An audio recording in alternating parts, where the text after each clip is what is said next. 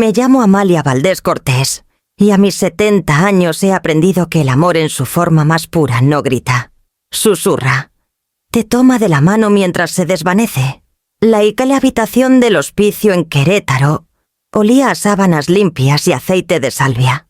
Afuera la Sierra Madre Occidental brillaba rojiza bajo la luz menguante, igual que aquella noche hace décadas, cuando Esteban me llevó a casa por primera vez. Siempre le encantó ese color el instante antes de que el crepúsculo devorara el fuego. Ahora yacía bajo esa luz más pequeño de lo que nunca imaginé que pudiera ser.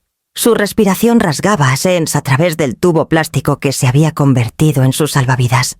Cuando extendió la mano hacia mí, era ligera como el papel. Amalia dijo su voz débil, pero firme. «Prométeme algo». Me acerqué esperando lo de siempre. «Cuídate, no vendas la casa. Mantén al gato fuera de la cocina. Las cosas que dicen los hombres moribundos para mantener ocupados a los vivos». En cambio susurró, «No vayas a Viento Fantasma. Nunca. Prométemelo». Por un momento pensé que deliraba. Viento Fantasma. No había oído ese nombre en años. Era un terreno cerca de Chihuahua, la finca que heredó de su padre, pero que rara vez mencionaba. Al principio de nuestro matrimonio fue allí solo por una semana y regresó callado, tembloroso. Nunca pregunté por qué. Hay puertas en un matrimonio que es mejor dejar cerradas. Esteban, murmuré apartándole el cabello de la frente. ¿Por qué iría allá? Su agarre se apretó una fuerza sorprendente para un hombre que se desvanecía.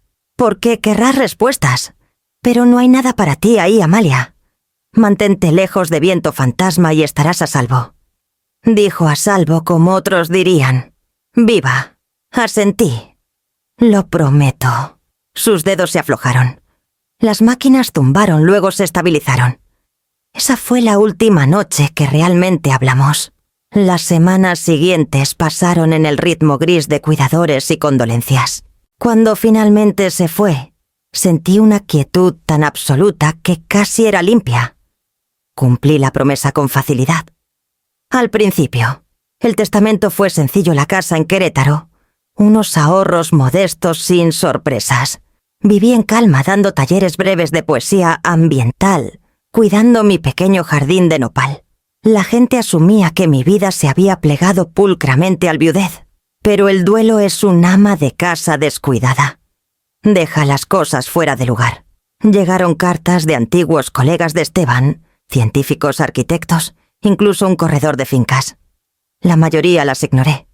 Luego, 6 meses después, llegó un sobre con el sello de Rodríguez y Vargas, abogados. La nota en el interior tenía una letra familiar. La de Esteban. Para Amalia. Abrir en persona.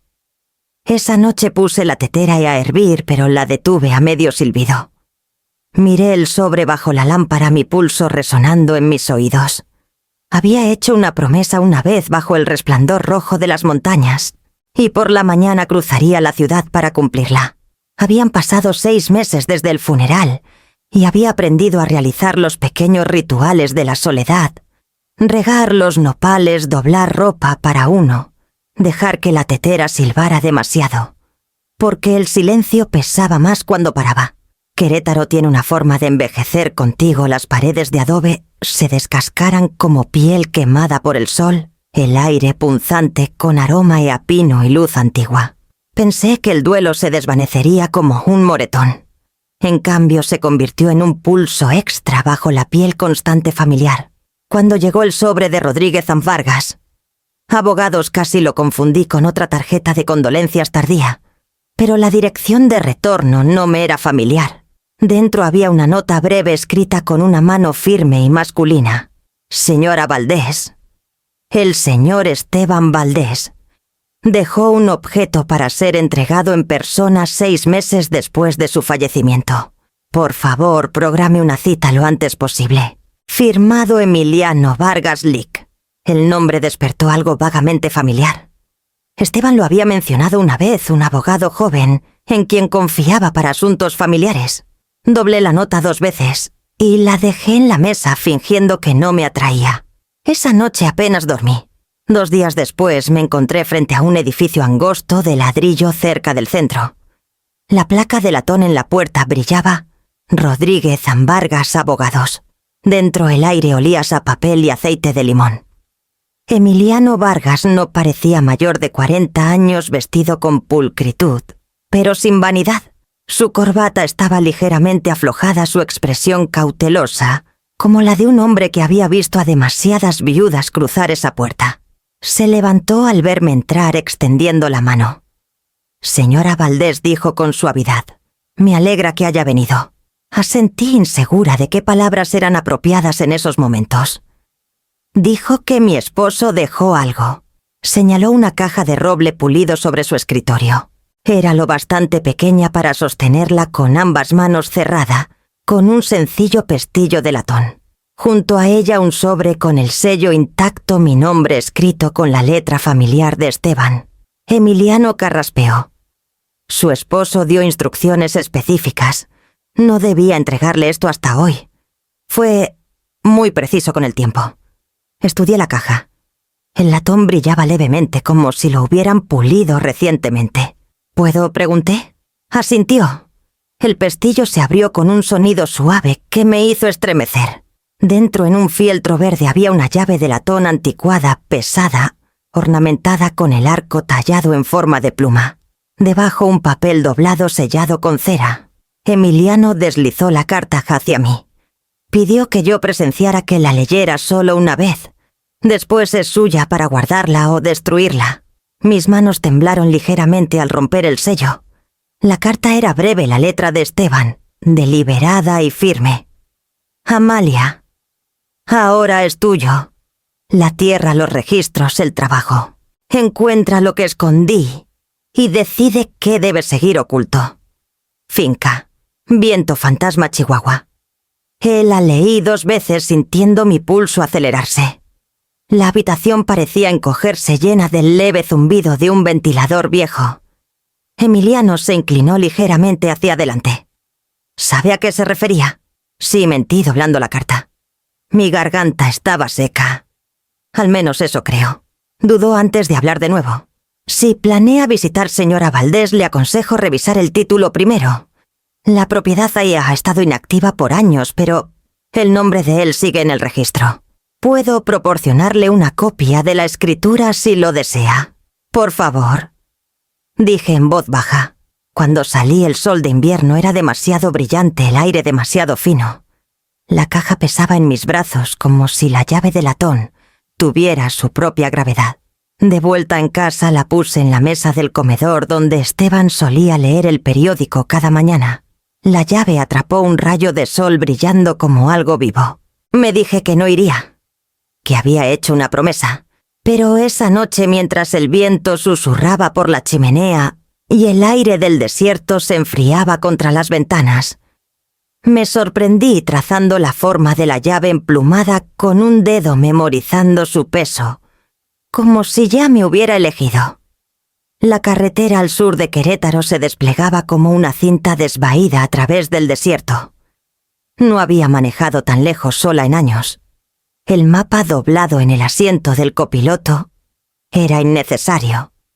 Esteban siempre bromeaba que mis instintos podían superar a cualquier GPS, pero la llave de latón descansaba a su lado, destellando cada vez que el sol la tocaba. No le dije a nadie a dónde iba. Algunas promesas se rompen mejor en silencio. El desierto cerca de Chihuahua tiene una forma de ahogar el sonido. Cuanto más conducía, más silencioso se volvía el mundo.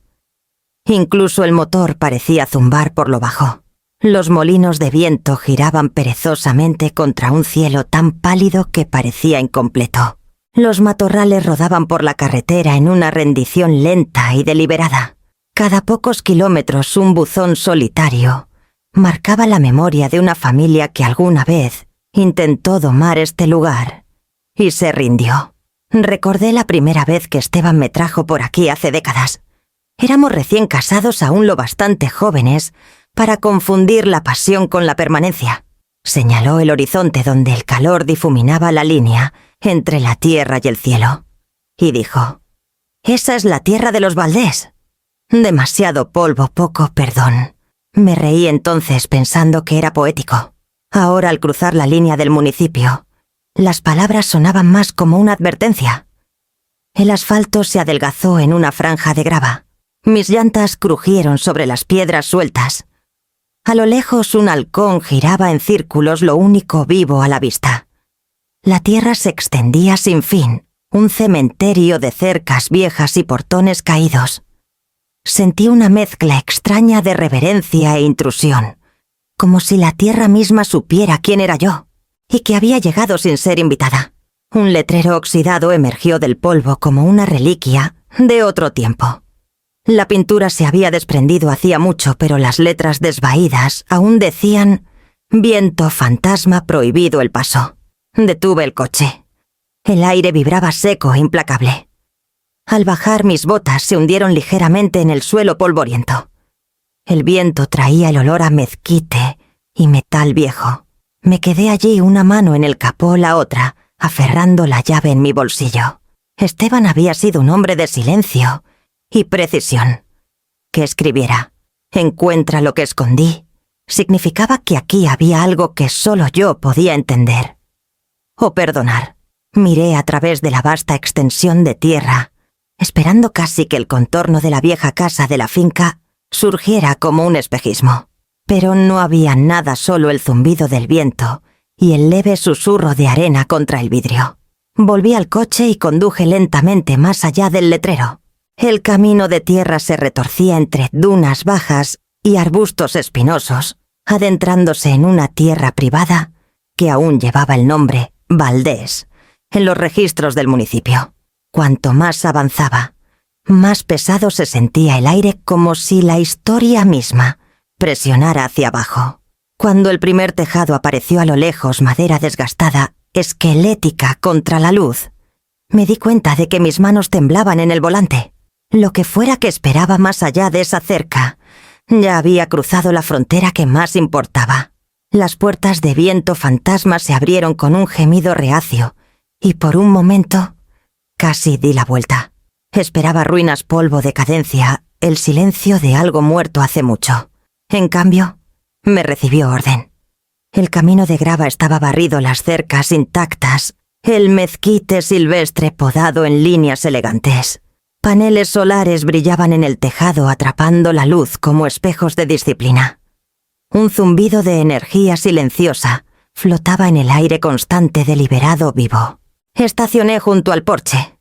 La casa se alzaba orgullosa contra el horizonte, 2 pisos de piedra clara, madera restaurada y vidrio que capturaba cada ángulo del sol. Los móviles de viento susurraban bajo los aleros. Cuando puse la mano en la manija de la puerta principal, estaba tibia por el calor, pero no cerrada con llave. Dentro, el aire fresco me recibió con un leve aroma a tierra y cítricos. Me detuve en el umbral. No era una casa, era algo completamente distinto. El espacio se abría en un estudio amplio, inundado de luz natural, desde los tragaluces arriba. Mesas largas bordeaban las paredes cubiertas con bandejas de plántulas, cuadernos y frascos de vidrio, ordenados con precisión. Una fila de ventanas altas miraba hacia un invernadero afuera, donde hileras de flores del desierto florecían en camas geométricas cuidadas. El contraste entre el mundo árido que había atravesado y este oasis silencioso y cultivado me apretó el pecho. Caminé despacio, mis pasos suaves contra el suelo de concreto pulido. Cada superficie llevaba la marca de Esteban: precisión, contención, propósito. En una pared, un conjunto de diarios estaba dispuesto en orden exacto, con lomos marcados en su letra pulcra. Proyecto Flora del Desierto. Año 1, año 2. Y así sucesivamente. Sus bordes estaban impecables, sin polvo, como si alguien los hubiera limpiado ayer. En el centro de la habitación había un escritorio de roble oscuro.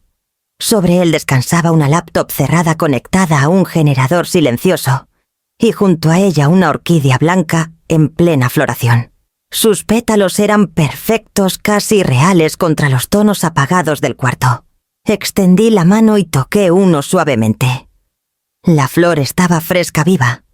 La llave en mi bolsillo se sentía de repente más pesada. La puse en el escritorio junto a la orquídea y me senté en la silla. Durante mucho tiempo solo miré la laptop. Luego, antes de que pudiera dudar, presioné el botón de encendido. La pantalla parpadeó, el azul oscuro se transformó en color. Mi corazón dio un vuelco cuando la imagen se enfocó el rostro de Esteban claro y cálido. Sus ojos firmes como si no hubiera pasado el tiempo. «Hola, Amalia», dijo su voz suave como un recuerdo. Me quedé helada, mis manos apretando los brazos de la silla. Sonrió débilmente, la misma curva tranquila que había conocido por 50 años. «Si estás viendo esto», continuó, «significa que rompiste tu promesa». Su tono no era acusador, solo seguro, como si siempre hubiera sabido que lo haría. El viento del desierto presionaba contra las ventanas, trayendo un eco leve de arena moviéndose sobre piedra. Me incliné más hacia la pantalla, mi respiración superficial. Esteban miró directamente a la cámara, sus ojos brillando, con algo que aún no podía nombrar. «Construí Viento Fantasma para ti», dijo. «Pero no por las razones que piensas». La imagen de Esteban se estabilizó en la pantalla, enmarcada por una luz suave de la mañana que debía venir de las mismas ventanas bajo las que ahora me sentaba. Su voz llenó la habitación, no fantasmal, no mecánica, sino desgarradoramente familiar. «Si estás viendo esto», dijo entonces, «me he ido y viniste a Viento Fantasma, a pesar de todo lo que te pedí». Sus labios se curvaron ligeramente. Debí haberlo sabido. Se veía más viejo que en mis últimos recuerdos de él, pero de alguna manera más fuerte, los hombros rectos, el tono firme. Detrás de él el mismo invernadero brillaba exuberante y vivo. Miró a su alrededor como midiendo el espacio. «Siempre decías que el desierto no podía florecer sin terquedad». Tenía razón. Viento Fantasma ha sido mi rebelión silenciosa contra la decadencia. Lo reconstruí no para mí, sino para ti. Sentí mi garganta apretarse. Continuó, tras la muerte de mi padre, esta tierra quedó para pudrirse. La finca se convirtió en un monumento al rencor. No podía soportar verla así. Así que volví. Vendí mis patentes, los derechos de consultoría, todo lo innecesario, y lo vertí en restaurar Viento Fantasma. No como hogar, sino como un santuario para el desierto mismo, para las especies que desaparecen más rápido de lo que podemos nombrarlas. Hizo un gesto hacia la cámara, sus ojos brillando. Encontrarás registros de cada planta que he catalogado. Algunas no se han visto en un siglo. Quería darte algo vivo, no solo recuerdos. Siempre entendiste que la belleza puede sobrevivir al duelo. El video se pausó por un momento, su mirada bajando el ritmo de su respiración inestable. Cuando levantó la vista, la luz había cambiado, atrapando el plateado de su cabello. «Pero Amalia», dijo suavemente, «hay algo más que necesitas escuchar». El tono cambió, una sombra entrando en su voz. «Cuando recuperé la tierra cometí el error de pensar que el tiempo había enterrado las viejas crueldades. No fue así. El nombre Valdés aún envenena cada escritura ligada a este suelo. Mis hermanos, mi sangre, nunca me perdonaron por reclamar lo que perdieron por codicia. Vendrán por ello otra vez. Y cuando no puedan alcanzarme a mí, irán por ti». Se inclinó más hacia la cámara, su voz bajando casi a un susurro. «No confíes en nadie que comparta mi sangre». Las palabras quedaron suspendidas en el aire, vibrando contra el zumbido del generador. Miré la pantalla, incapaz de respirar. La sangre de Esteban, nuestro hijo. Mateo. Se había mudado al este hace años tras una pelea demasiado cruel para ser suavizada por el tiempo. No habíamos hablado desde la noche en que gritó que amábamos más los ideales que a las personas, que preferíamos nutrir causas antes que a la familia. Siempre creí que recapacitaría. Ahora la voz de Esteban me advertía contra él desde el más allá. «Mateo es astuto», continuó Esteban, como leyendo mis pensamientos. «Lo bastante astuto para hacerte dudar de lo que sabes. Dirá que actúa por tu bien, pero ha aprendido demasiado bien de quienes solo ven la tierra como moneda. No dejes que el sentimiento te guíe. Protege, viento fantasma.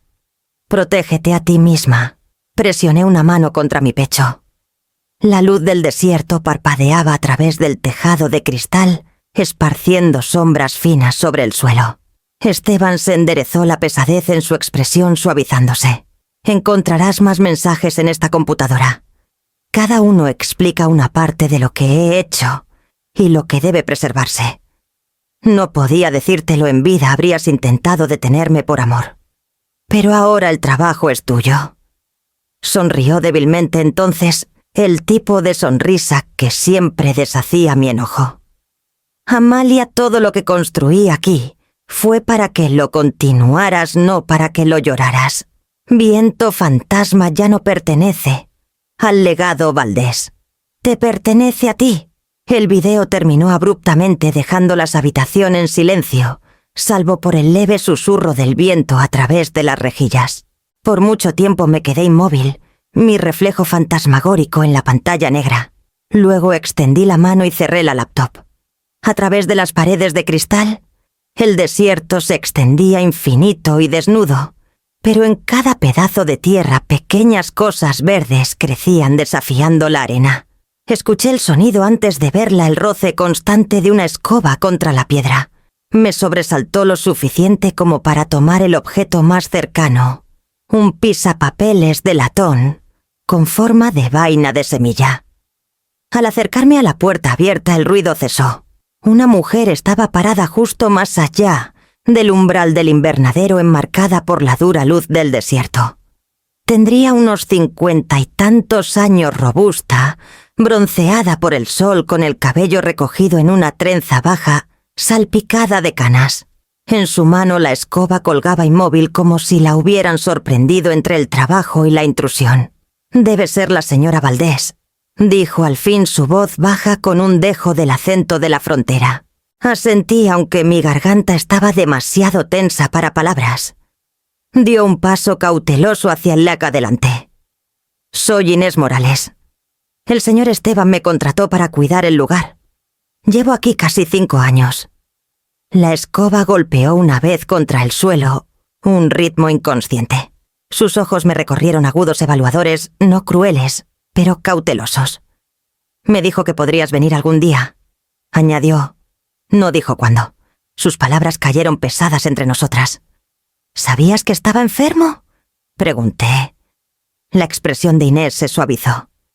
Sabía que corría contra el tiempo. No hablaba mucho de eso. Trabajaba como hombre que quería terminar algo antes de que el sol se pusiera. Miré hacia el invernadero, donde las orquídeas brillaban débilmente bajo la luz filtrada. Lo terminó. Ella asintió. Luego frunció ligeramente el ceño. «¿Viniste sola?». «Sí», dije. Frunció el ceño aún más. «Entonces será mejor que tengas cuidado. Hace unas semanas unos hombres de Monterrey vinieron haciendo preguntas. Dijeron que eran topógrafos de una empresa de desarrollo.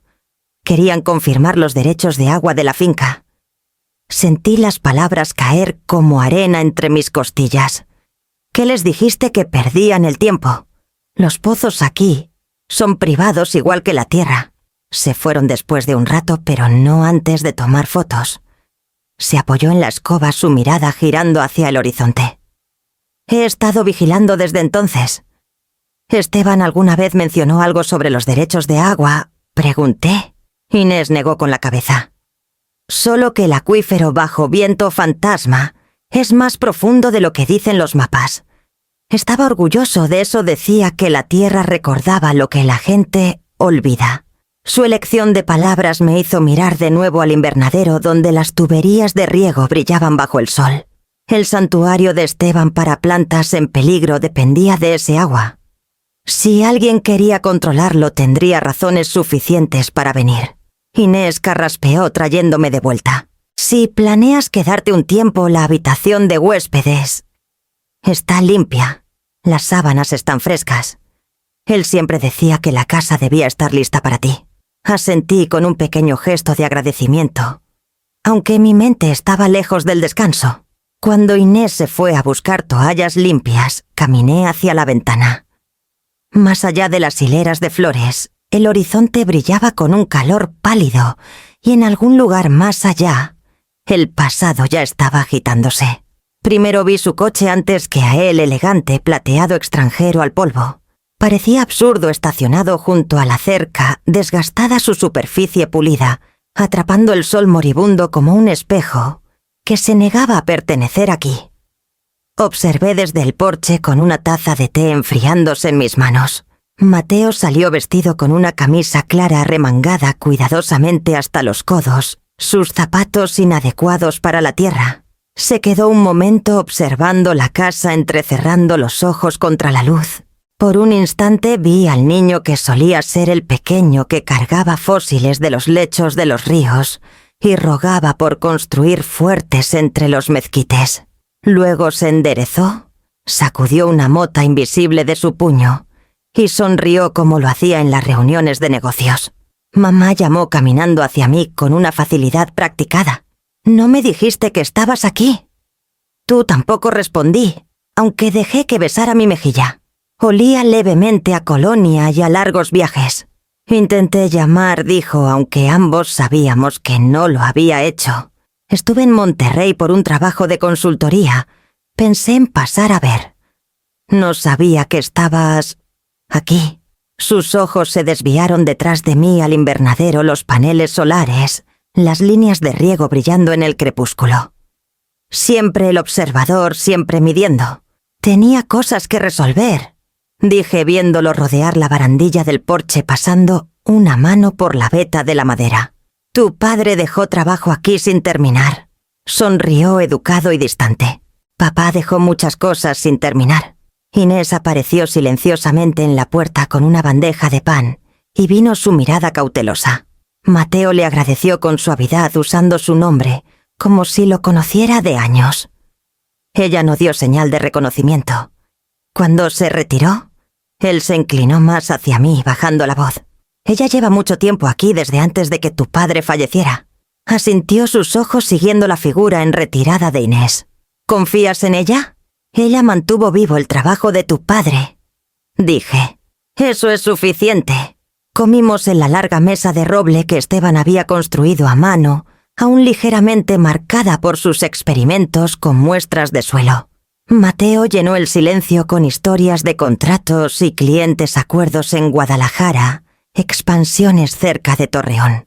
Su voz tenía el ritmo de alguien acostumbrado a convencer. Entre bocados señaló hacia la ventana. «Sabes, este lugar tiene potencial. Infraestructura solar, sistemas de agua autosostenibles. Es prácticamente listo para operar.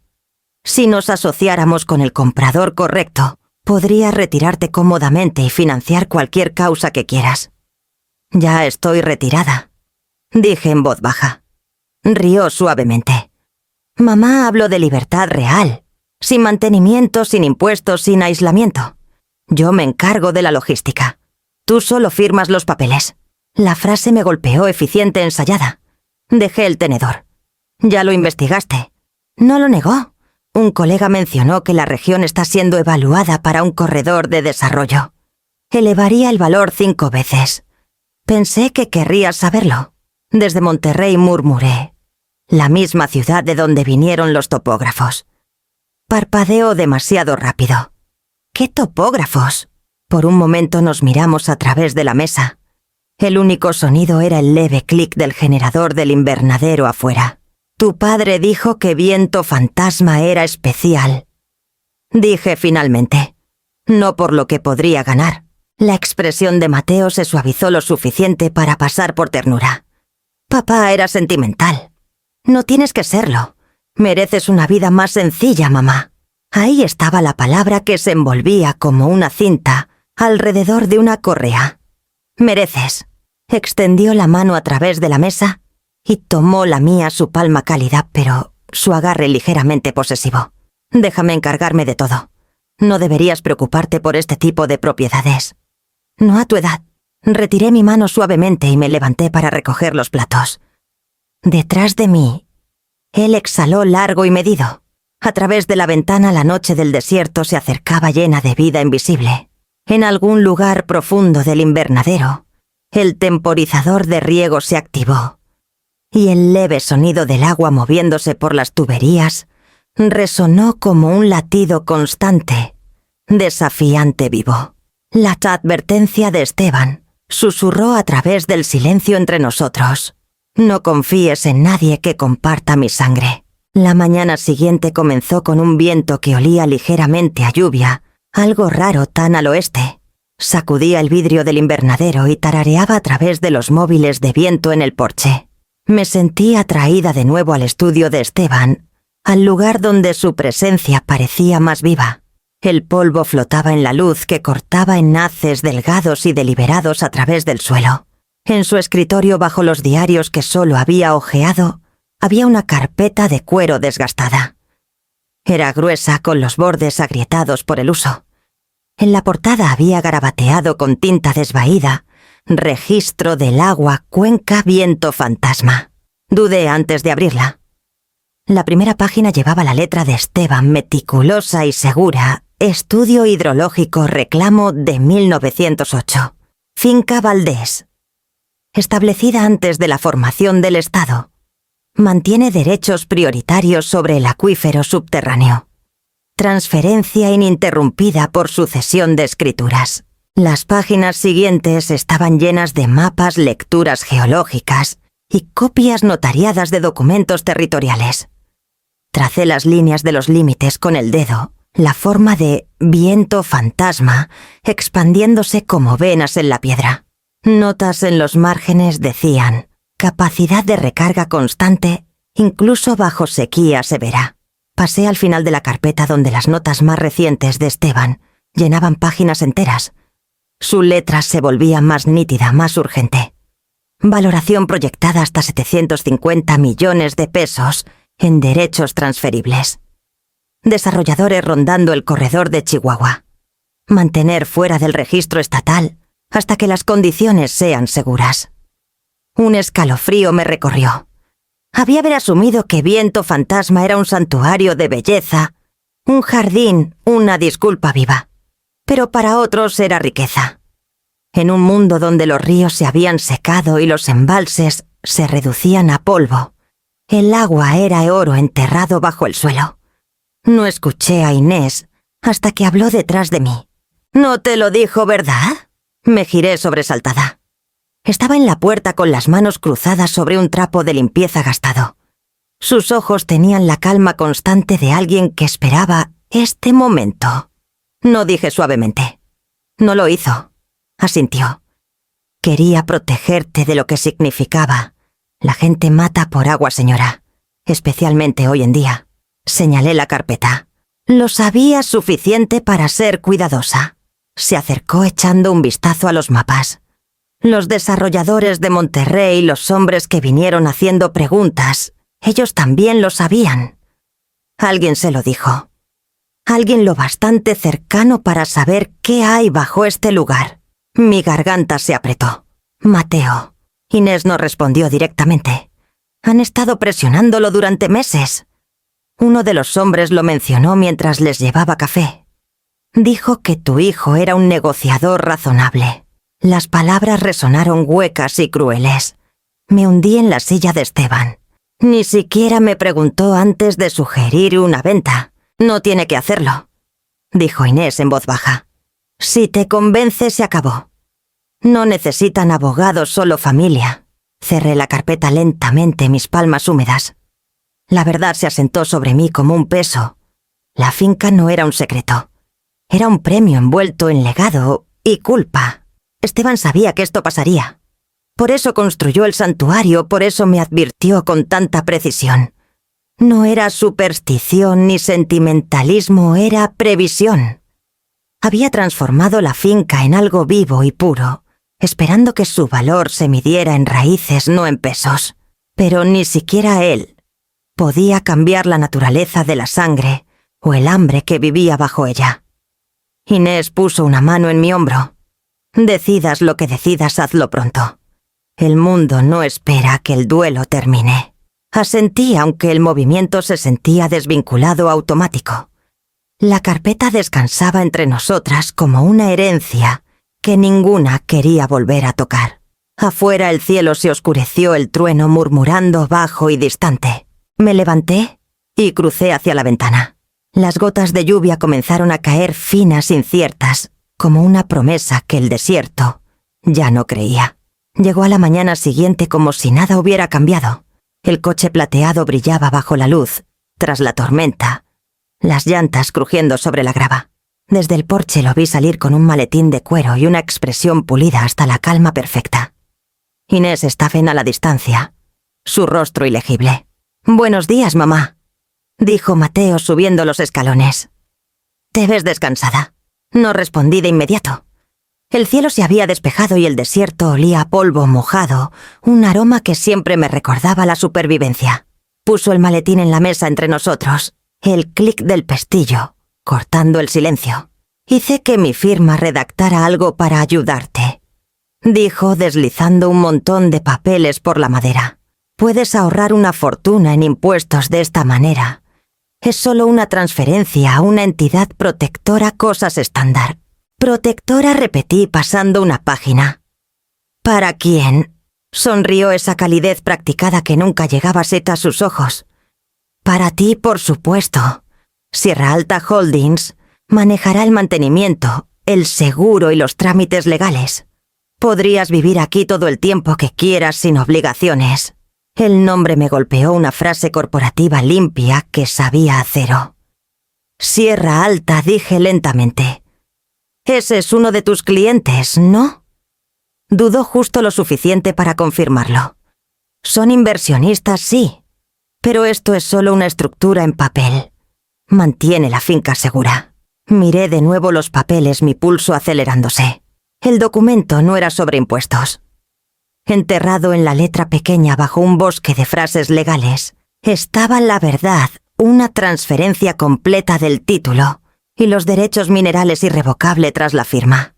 Mi nombre ya estaba escrito pulcramente junto a la palabra cedente. Levanté la mirada hacia él. «¿Leíste esto?». «Claro», dijo con ligereza. «Es estándar. Entonces sabes lo que significa». Exhaló moviéndose en su asiento. «Mamá, por favor, este lugar es una carga. No puedes mantenerlo todo para siempre. Déjame encargarme. Papá hubiera querido que tuvieras paz». «Paz», dije en voz baja. «No es algo que se pueda comprar». El viento se coló por la puerta abierta, trayendo el leve aroma del invernadero, tierra húmeda, vida aún creciendo. Empujé los papeles hacia él. «No». Su mandíbula se tensó. «No entiendes. Esto no es solo por ti. Entiendo perfectamente», dije. «Quieres que lo que tu padre construyó sirva a la cuenta de alguien más». Se levantó abruptamente la silla, raspando con fuerza contra el suelo. El encanto cayó de su voz como una máscara deslizándose. «No hagas esto más difícil de lo que tiene que ser». «No soy yo quien lo hace difícil», dije. «Eres tú». Me miró fijamente por un largo momento, algo frío y herido detrás de sus ojos. Luego recogió los papeles, los deslizó pulcramente en el maletín y lo cerró de golpe. «Estaré en contacto», dijo su tono cortante. «Cambiarás de opinión cuando veas los números». Se fue sin otra palabra. El motor rugió las llantas escupiendo grava mientras giraba por el camino.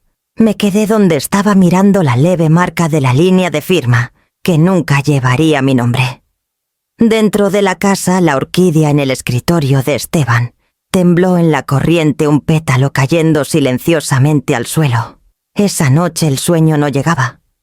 La casa se sentía inquieta, las paredes expandiéndose y asentándose como algo vivo.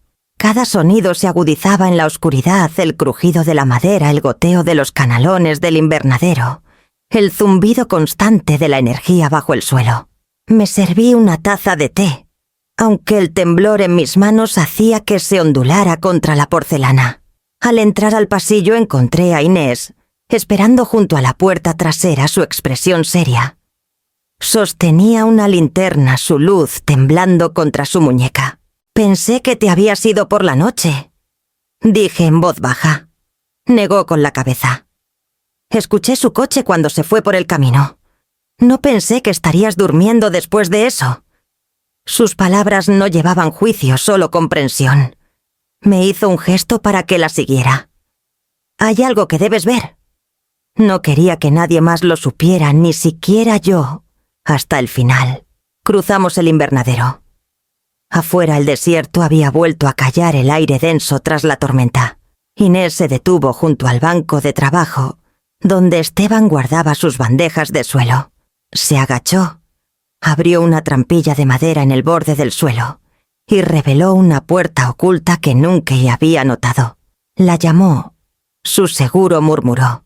Dijo que si las manos equivocadas venían por viento fantasma, esto contaría la verdad. Las bisagras gimieron al levantarla. Una escalera angosta descendía hacia la sombra, el aire fresco y metálico. La seguí con cuidado la linterna balanceándose en mi mano. El olor cambió menos tierra, más acero. Abajo el espacio se abría en una pequeña habitación subterránea. Paredes de concreto, estantes alineados y una mesa de trabajo cubierta de documentos. Una sola bombilla brillaba débilmente sobre nosotras. Giré en lento asombro. Las paredes estaban cubiertas de capas de gráficos geológicos y transferencias de escrituras marcadas con etiquetas de colores. Carpetas apiladas ordenadamente a un lado llevaban etiquetas en la letra de Esteban Propiedades, Valdés Derechos de Agua Sierra Alta, Correspondencia Privada MIB.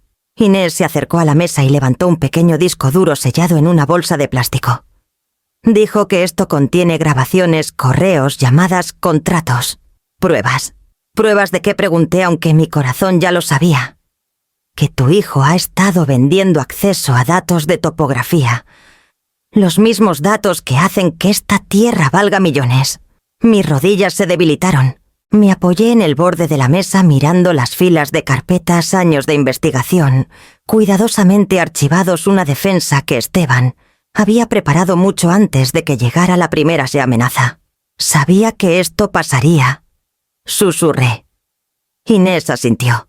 Dijo que el amor hace a las personas predecibles. Y eso es en lo que contarían, que confiarías primero en la familia. El aire en la bóveda estaba quieto, pesado, con una previsión silenciosa.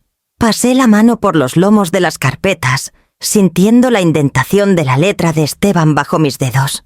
Cada volumen era una historia de resistencia escrita en tinta, en lugar de rabia. En una pared un mapa del acuífero se extendía desde Viento Fantasma hacia afuera en venas azules. En su centro, un solo marcador rojo señalaba la propiedad.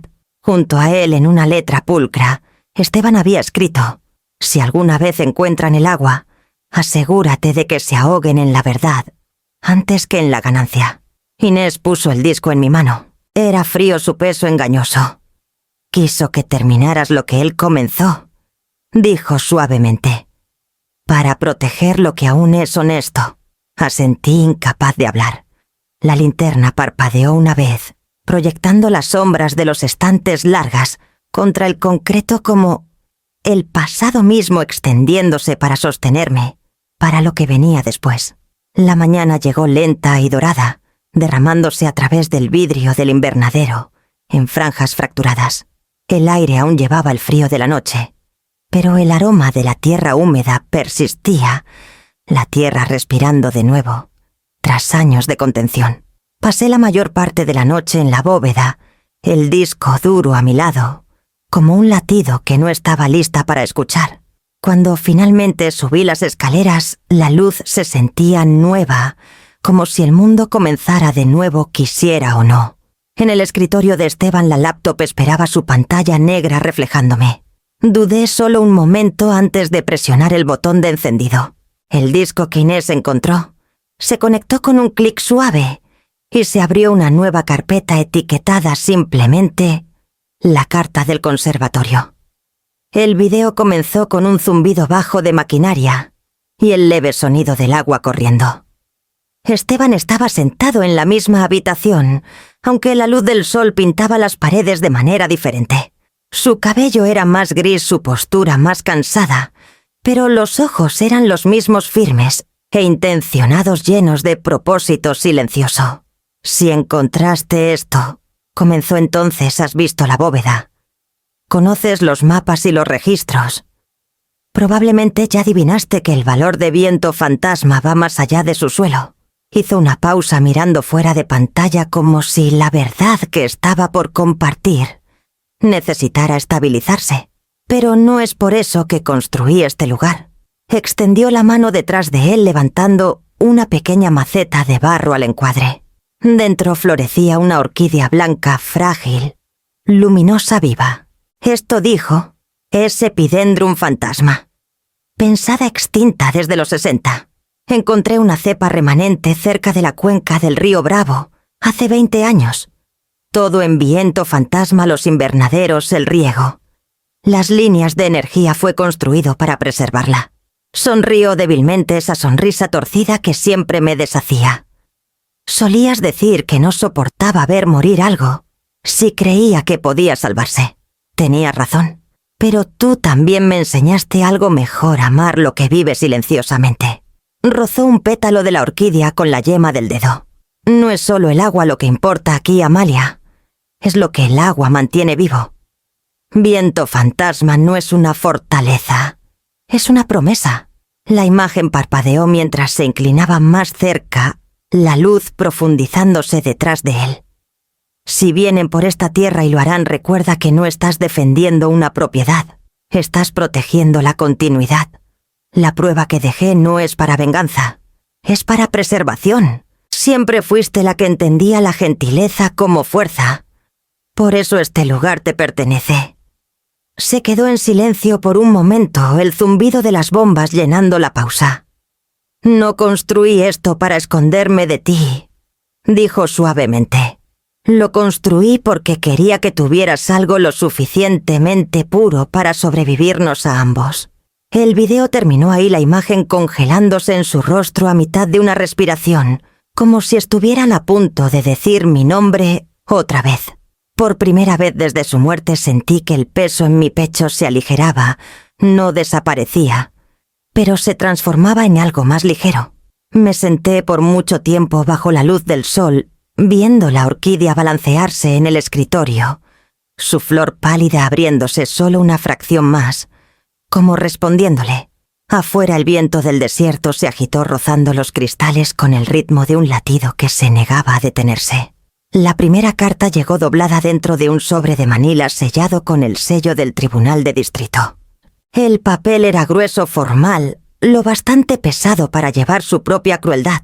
La leí 3 veces antes de que el significado se asentara por completo. Petición de incapacidad, presentada conjuntamente por Mateo Valdés y Clara Armendariz, la hija de mi difunta hermana, la niña, a la que una vez sostuve durante su primera fiebre, la que solía llamarme tía Malita, cuando aún no podía pronunciar mi nombre. La acusación era cuidadosa, casi cortés. Debido a la avanzada edad de la demandada y señales de juicio deteriorado tras la muerte de su esposo, dejé de leer ahí. El duelo había sido un dolor privado hasta ese momento. Ahora era un arma. Me senté en el escritorio de Esteban, el papel temblando en mis manos, mientras la orquídea se balanceaba débilmente en la luz. Inés apareció en la puerta con su usual sentido silencioso para las malas noticias. «¿Qué pasó?», preguntó suavemente. Le entregué la carta. Leyó en silencio, sus cejas frunciéndose. «Quieren el control de la propiedad». «¿Quieren la propiedad?», dije. «Y están dispuestos a arrastrarme por los tribunales para conseguirlo». Inés puso el papel con cuidado como si tocarlo pudiera esparcir veneno. La familia hace cosas raras cuando el dinero huele más fuerte que el amor. Quise disentir, defender a las personas que alguna vez creí que aún llevaban un rastro de lealtad, pero las palabras no se formaron. En cambio, tomé el teléfono y marqué el número de Clara. Contestó al tercer timbre, su tono brillante, casi ensayado. «Tía Amalia, esperaba que llamaras». Mateo dijo que probablemente estarías molesta al principio, pero... ¿Molesta? Mi voz se quebró en la palabra. Presentaste una solicitud para declararme incompetente, Clara. ¿Quieres tomar la tierra de mi esposo? Su suspiro fue suave, simpático, exasperante. No es así. Solo intentamos ayudarte a asegurarnos de que no te estén aprovechando. Los asuntos del tío Esteban eran complicados si has estado aislada. Mateo pensó, interrumpí, que enfrentar a la familia contra la familia me haría rendirme en silencio. Ella dudó. Tía Malita, por favor. Tienes 70 años, estás sola en el desierto sin nadie que te cuide. Esto no es un ataque, es... Cuidado. La palabra golpeó como una bofetada. Si eso es cuidado, dije en mi voz baja, que Dios me libre de la bondad. Colgué antes de que pudiera responder. El aire se sentía denso. Inés ya estaba paseando con la mandíbula tensa. «¿Necesitas un abogado?», dijo. «Alguien que conozca los derechos de la tierra y los fideicomisos». «Tengo a Esteban», murmuré tocando la laptop. Y todo lo que me dejó. Esa noche abrí otro de los archivos digitales de la bóveda, documentos, grabaciones, fechas. Entre ellos encontré un rastro de transferencias que vinculaban a Mateo con Sierra Alta Holdings, sellado meses antes de la muerte de Esteban. Mis manos temblaron mientras desplazaba los archivos adjuntos. Contratos firmados bajo corporaciones, fantasma, honorarios de consultoría, disfrazados de evaluaciones de recursos. Cada línea era una herida tallada en tinta. Esteban lo sabía. Lo había visto venir y construyó Viento Fantasma como un baluarte contra su propia sangre. Ahora su previsión era lo único que me mantenía a flote. Al amanecer contacté a un abogado en Querétaro, Elena Torres, una exlitigante de conservación, que una vez trabajó con Esteban en registros ambientales. Su voz por teléfono era firme, precisa, profesional. «Señora Valdés, si lo que describe es cierto», dijo, «no necesitas probar cordura. Necesitas probar motivos y tienes una bóveda llena de ellos». Le agradecí, aunque la gratitud se sentía vacía. Tras la llamada salí al porche. El amanecer acababa de romper sobre la sierra, pintando el desierto con una luz frágil. En algún lugar más allá de ese horizonte, mi hijo se preparaba para enfrentarme en la corte. No era la pelea que quería, pero era la que Esteban me había preparado para enfrentar. La semana siguiente se desdibujó en el sonido de papeles, moviéndose, teléfonos sonando, y el zumbido persistente de la estrategia, una energía que no había sentido desde antes de la enfermedad de Esteban. Conduje de vuelta a Querétaro para reunirme con Adrián Salazar, el abogado que Elena Torres recomendó cuando el caso superó su pequeño despacho. Su oficina daba a la plaza llena de luz y el leve aroma de libros viejos. Adrián estaba en sus 50, delgado y deliberado, con ojos que habían visto demasiado y aún lograban ser amables. Me saludó con la paciencia firme de alguien que sabía que la dignidad podía magullarse, pero no romperse. «Leí los expedientes», dijo, invitándome a sentarme. «Su hijo y su sobrina son astutos pero predecibles. Argumentan incapacidad para cuestionar la propiedad. No es nuevo, señora Valdés, solo es cruel». Sus palabras eran directas, pero me estabilizaron. «¿Podemos detenerlos?», pregunté. Se recostó cruzando las manos. «Tal vez no detenerlos, pero sí superarlos. Si reclasificamos Viento Fantasma como tierra protegida, solicitamos una servidumbre de conservación. El título se vuelve legalmente indivisible. Ningún desarrollador ni heredero puede venderlo sin una revisión federal. Permanecerá como una reserva ecológica exactamente como su esposo lo quiso». Exhalé el primer suspiro real de alivio en días. Esteban lo habría aprobado. Adrián dio una leve sonrisa. «Entonces hagámoslo oficial». Cuando regresé a la finca, Inés ya estaba en el porche con su cámara y cuaderno. Había recibido respuesta de un amigo en la Universidad Autónoma de Chihuahua, que aceptó ayudar a autenticar los datos ambientales de Esteban. «Documentaré todo», dijo. «Las orquídeas, los patrones de riego, las lecturas del acuífero. Si quieren pruebas de que esta tierra es más que una propiedad, se las daremos». La observé moverse metódicamente por las filas del invernadero, fotografiando cada espécimen etiquetado como si fuera una confesión digna de conservar. El ritmo de su trabajo calmaba el aire a nuestro alrededor, su enfoque práctico y protector. Esa noche regresé al estudio. El escritorio estaba cubierto de carpetas, mapas gráficos hidrológicos, notas de campo, en la letra de Esteban. Su escritura era densa, con números, pero viva con propósito. Diseño del sistema riego de circuito cerrado, usando presión del acuífero. Sin pérdidas, extracción mínima. El desierto bebe solo lo que necesita. Expansión de la bóveda de semillas una vez que demostremos ciclos de floración sostenidos. Solicitar registro ecológico. Cada nota llevaba el pulso de su intención. Comencé a trazar sus diseños aprendiendo a leer sus símbolos, su taquigrafía. Era un lenguaje de cuidado, no de posesión. Lentamente comencé a entender cómo respiraba el sistema. Al amanecer había dibujado mis propios diagramas a lápiz, versiones más simples de su trabajo. Un mapa de supervivencia revisado por una viuda aprendiendo a luchar sin amargura. Los días siguientes se movieron como mareas de resolución. Adrián coordinó los trámites. Inés recopiló registros de campo, y yo pasé horas en el invernadero catalogando muestras, cotejándolas con los registros de Esteban.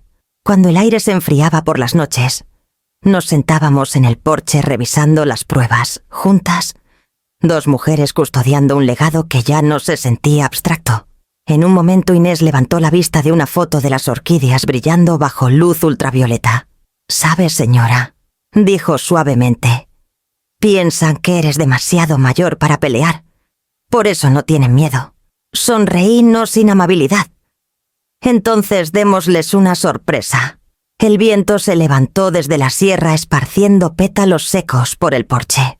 Recogí las páginas de las notas de Esteban, las apilé cuidadosamente y las sellé en una carpeta marcada «Anexo, a Fideicomiso de Conservación Valdés». La edad me había quitado muchas cosas, velocidad, fuerza, la ilusión del tiempo infinito, pero no la voluntad de proteger lo que aún florecía. Y a veces pensé, esa era el arma más afilada. El tribunal en Querétaro tenía una quietud que se adhería así las paredes. Cada sonido, tacones en el mosaico, papeles moviéndose, el leve crujido de un banco, parecía más fuerte allí, como si el aire mismo estuviera escuchando.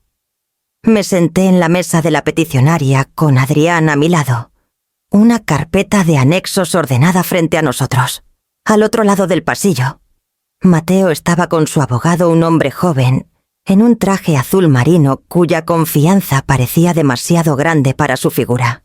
Mi hijo, en cambio, parecía tallado en piedra, compuesto, costoso, distante. Cuando el juez entró, el golpe del mazo resonó como trueno. «Caso número 14-7C32», leyó el secretario. «Petición de incapacidad presentada por Mateo Valdés y Clara Armendáriz respecto a Amalia Valdés». El abogado de Mateo se levantó primero. «Señoría», comenzó con suavidad, «este caso no es sobre codicia, como podría sugerir el abogado opositor. Es sobre preocupación. Mi cliente ha observado el deterioro de su madre desde la muerte de su padre, financieramente, emocionalmente, cognitivamente. Se ha vuelto reservada, errática y está tomando decisiones que comprometen su patrimonio». La pluma de Adrián golpeó una vez contra la mesa, una advertencia silenciosa para mantenerme calma. El abogado continuó. «Presentamos evidencia de una gestión significativa de propiedades inadecuada, incluyendo su rechazo a consultas profesionales y su susceptibilidad a la manipulación por parte de una empleada que reside actualmente en el lugar». Sentí a Inés tensarse detrás de mí en la galería, pero no me giré. Las palabras del hombre siguieron clínicas y ensayadas hasta que el juez levantó una mano. «Gracias, abogado». «Señora Valdés puede responder». Adrián se levantó. «Señoría, con todo respeto, lo que mi cliente ha rechazado es la explotación». Abrió la primera carpeta deslizando documentos por el estrado. «Aquí están los registros de transacciones notariados del patrimonio del señor Esteban Valdés, todos testificando su lucidez durante los años en cuestión. Aquí», dijo, sosteniendo una foto brillante, «hay imágenes de drones fechadas del trabajo de conservación de la finca Viento Fantasma, financiado, registrado e inspeccionado por el Departamento de Ecología». El juez ajustó sus lentes escaneando las páginas. Adrián entregó otro documento. ¿Y esto añadió? Es una copia de la evaluación neuropsicológica del señor Valdés 6 meses antes de su fallecimiento, certificando su competencia al redactar estas protecciones. La sala cambió. Incluso el abogado de Mateo hizo una pausa inseguro. Finalmente, Adrián se giró hacia mí. «Señora Valdés, ¿le gustaría hablar?» Me levanté lentamente, mis manos firmes en la mesa. «Señoría, mi esposo pasó sus últimos años reconstruyendo un pedazo de tierra en algo que pudiera vivir sin nosotros. Cada registro, cada nota que escribió, no era el trabajo de un hombre perdido en la confusión, sino guiado por un propósito. Y no he hecho nada desde su muerte, excepto continuar ese propósito». Encontré la mirada de Mateo al otro lado de la sala. Su mandíbula estaba tensa, sus dedos blancos contra el borde de la mesa. «Crié a mi hijo para entender el cuidado», dije suavemente. «No la posesión. Si el duelo me ha hecho algo es vigilante». Adrián asintió una vez y puso una sola página ante el juez. Los documentos de la servidumbre de conservación sellados y registrados. Presentados bajo protección estatal desde la semana pasada, dijo. Viento Fantasma es ahora un fideicomiso ecológico reconocido. Ya no cae bajo la jurisdicción de sucesión. El juez leyó en silencio, luego dejó su pluma. «La petición es denegada», dijo. «Todas las propiedades permanecen bajo la gestión de la señora Valdés. Esta corte se levanta». El mazo golpeó. El sonido parecía resonar más de lo debido. Mateo se levantó, su rostro ilegible. Por un momento pensé que hablaría, que dejaría que una grieta de remordimiento rompiera su compostura. Pero solo ajustó sus gemelos, asintió una vez a su abogado y salió. Adrián recogió los archivos. «Se acabó», dijo en voz baja. Afuera el sol del desierto era implacable. Bajé los escalones del tribunal y vi a Mateo parado junto a su coche, el viento alborotando su cabello, del mismo color que alguna vez tuvo Esteban. Me miró no con enojo, sino con una especie de distancia hueca que decía todo lo que las palabras ya no podían. No hablamos. El silencio entre nosotros era amplio y final, como si la tierra misma hubiera trazado su límite. Cuando se dio la vuelta, el sonido de la puerta cerrándose tras él se sintió más pesado que cualquier mazo. La luna se alzó lenta y deliberada sobre el desierto, pálida como hueso contra el cielo negro como tinta. El viento se había calmado, dejando a Viento Fantasma envuelto en un silencio casi reverente. Caminé descalza por el invernadero, el suelo fresco bajo mis pies, el aire pesado con el leve dulzor del suelo y la clorofila.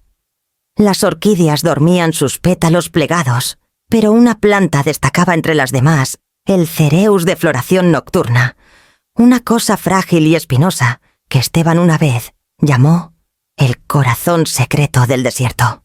Dijo que florecía solo unas pocas noches al año, siempre bajo luna llena, como esperando valentía. Esa noche su tallo largo temblaba bajo la luz plateada y me di cuenta de que estaba viéndolo prepararse para abrirse. Me senté junto a él, el resplandor de la luna extendiéndose a través del vidrio como agua. Se sentía apropiado. La tierra había sido defendida, la verdad dicha, pero aún estaba aprendiendo a vivir en la quietud que sigue a la batalla. Mis manos descansaban en mi regazo, pero mi pecho se sentía inquieto, como si algo inacabado aún presionara detrás de las costillas. En el escritorio de Esteban, la laptop parpadeó al encenderse. No la había tocado. El disco aún conectado, una luz azul suave, pulsando en su borde. Un nuevo archivo había aparecido en la pantalla, una grabación final, fechada, meses después de las otras. Mi aliento se detuvo mientras lo abría. Esteban estaba sentado al aire libre en el video, el mismo viento del desierto, moviendo su cabello el cielo, detrás de él, magullado por el crepúsculo. Se veía más viejo, más delgado, pero en paz. Amalia dijo, su voz más baja, ahora desgastada en los bordes. «Si has llegado hasta aquí, has hecho lo que yo no pude. Has visto cómo vinieron por la tierra por su valor, no por su significado. Has mantenido tu posición. Pero escúchame con atención. Se inclinó ligeramente hacia adelante, la cámara temblando en su mano. No me protejas a mí. Protege lo que construí para ti. Protégelo de la amargura de convertirse en un monumento al dolor. Viento Fantasma nunca fue pensado como una cerca, sino como un puente entre lo que muere y lo que aún puede vivir. Sonrió débilmente, la misma sonrisa tranquila que una vez terminaba nuestras discusiones, antes de que las palabras pudieran. Si aún estás aquí, ya has entendido que el amor no es obediencia, es resistencia. La grabación terminó ahí, sin despedida, sin cierre, solo el viento del desierto y un destello de sol en su rostro antes de que la pantalla se oscureciera. Me senté en la quietud, mi mano cubriendo mi boca. Por primera vez desde que murió, lloré no por duelo, sino por comprensión. Las lágrimas vinieron sin sonidos suaves y humanas cayendo en la tierra entre mis pies. Cuando levanté la vista, el cereus había florecido. Los pétalos blancos se extendían amplios, luminosos, bajo la luz de la luna, su fragancia ligera pero segura, como algo sagrado, eligiendo este momento exacto para estar vivo. Toqué una flor con cuidado, su textura sedosa real. Más allá del vidrio, el desierto se extendía, ininterrumpido, silencioso, sin vigilancia entero. Y en algún lugar dentro de ese silencio, sentí la presencia de Esteban, no como recuerdo, ni mandato, sino como paz. Las semanas posteriores a la audiencia pasaron como un viento de movimiento lento, suave, deliberado, pesado de quietud. Las orquídeas prosperaban bajo el cuidado de Inés, y las noches ya no se sentían como una espera. Había comenzado a aprender la soledad no como castigo, sino como ritmo. Viento Fantasma estaba en paz de nuevo, la tierra respirando a su propio tiempo. Luego, una tarde, mientras el calor doblaba el horizonte en un vidrio ondulante, un coche familiar apareció en el camino. Observé desde el porche mientras Mateo salía, su pulcritud habitual apagada por el viaje. Su chaqueta colgaba suelta, su rostro más delgado, el aire de certeza desaparecido. No llevaba maletín esta vez, solo el peso de algo no dicho. Se quedó al pie de los escalones por un largo rato antes de acercarse. «Te ves bien», dijo finalmente. «Lo estoy», respondí. «No estaba seguro de que me recibirías. No estaba segura de que vendrías». Asintió, sus ojos desviándose hacia el invernadero, donde la luz se refractaba a través del vidrio. «Escuché sobre la servidumbre», dijo. «La prensa lo cubrió. Algunos piensan que hiciste un movimiento brillante. Otros dicen que arruinaste una fortuna. Esteban construyó este lugar para superar tanto las fortunas como los rumores», dije suavemente. Dio una risa frágil y quebradiza. «No vine a discutir». Bajó la mirada a sus manos. «Vine ahí a hacer las cosas bien. Esperé. Estaba equivocado», dijo en voz baja. «Sobre muchas cosas. Sobre papá. Sobre ti. Pero no puedo deshacer lo que se hizo. La firma me dejó después del fallo de la corte y los desarrolladores, bueno, no perdonan el fracaso. Pensé que tal vez podríamos trabajar juntos. Públicamente. Hacer que parezca una alianza. Ayudarme a salvar la cara». Su voz vaciló al final, no por emoción, sino por agotamiento. Era el sonido de un hombre tratando de reconstruir su reflejo, no su alma. Me levanté lentamente de mi silla. El viento atrapó el borde de mi bufanda, levantándola como una bandera entre nosotros. «Mateo», dije suavemente, «Viento Fantasma no es tuyo para arreglar. Tampoco es mío para poseer. Es lo que tu padre construyó para recordarnos a ambos que algunas cosas están destinadas a permanecer sin reclamar». Miró hacia otro lado, su mandíbula tensándose la vergüenza, parpadeando bajo la compostura. «Pero sigues siendo mi hijo», añadí, «y no quiero que lo que queda de nosotros sea un campo de batalla». Tomé el sobre que descansaba en la mesa a mi lado. «Esto es tu herencia, los activos líquidos de tu padre. Está limpio. Es tuyo. Tómalo, construye algo nuevo, algo que no requiera que alguien más pierda». Miró el sobre por un largo rato antes de tomarlo. «Estás comprando paz», dijo en voz baja. No respondí. «La estoy devolviendo». El silencio se extendió hasta que el sonido del viento lo llenó. Mateo asintió una vez, lento, casi agradecido, y se dio la vuelta para irse. La puerta del coche se cerró suavemente, sin enojo, en el sonido solo distancia. Mientras el motor se desvanecía en el horizonte, el polvo se asentó de nuevo sobre el camino, borrando el rastro que había dejado. Me quedé sola en el porche, las orquídeas brillando débilmente a través del vidrio detrás de mí, y sentí la extraña ligereza que viene no de ganar, sino de soltar. Para finales del verano el desierto había vuelto a su ritmo tranquilo. El aire era cálido pero suave, del tipo que murmura contra la arena en lugar de quemarla. En mi escritorio en el estudio descansaba el acta oficial del Fideicomiso de Conservación Valdés, un nombre que sobreviviría al mío, y quizás incluso al recuerdo de Esteban. Los papeles eran nuevos, sellados con aprobación, la tinta aún oliendo ligeramente a algo nuevo. Viento Fantasma ya no era un refugio oculto. Se había convertido en un aula viva, un santuario para la investigación y la renovación. Jóvenes biólogos llegaban de universidades del suroeste, sus cuadernos llenos de preguntas sobre especies resistentes a la sequía y acuíferos antiguos. Inés, paciente y constante, los guiaba por los invernaderos, su voz mezclándose con el zumbido bajo de los ventiladores solares. Había crecido en su rol con una autoridad silenciosa, no custodiando el lugar, sino cuidándolo. Una mañana encontré a Clara en el borde del jardín oeste, arrodillada entre la salvia del desierto. Se veía más delgada, su confianza que es habitual reemplazada por humildad. No me vio al principio. Cuando lo hizo se levantó y sacudió el polvo de sus manos. «Si me aceptas», dijo, «me gustaría ayudar. Sin paga. Solo para ser útil». Hubo un tiempo en que esas palabras habrían reabierto cada herida. Pero ahora solo me recordaban cómo la vida nos dobla a todos hacia la comprensión si lo permitimos. «Siempre hay trabajo por hacer», le dije. Las semanas pasaron tranquilas después de eso. El fideicomiso echó raíces literales y de otro tipo. Pasaba las mañanas en el conservatorio, donde las orquídeas comenzaron a florecer más libremente, sus pétalos pálidos brillando como pequeños faroles bajo el tejado estrellado. Las noches eran mis favoritas cuando todo lo vivo parecía respirar en ritmo. En la última noche antes de la apertura oficial, caminé hasta la puerta principal con una pequeña placa de latón que había mandado hacer en Querétaro. El metal brillaba débilmente bajo el sol poniente. La fijé al poste con manos cuidadosas, leyendo las palabras en voz alta. Una vez al desierto. A mi alrededor. Hogar. Solo por consentimiento.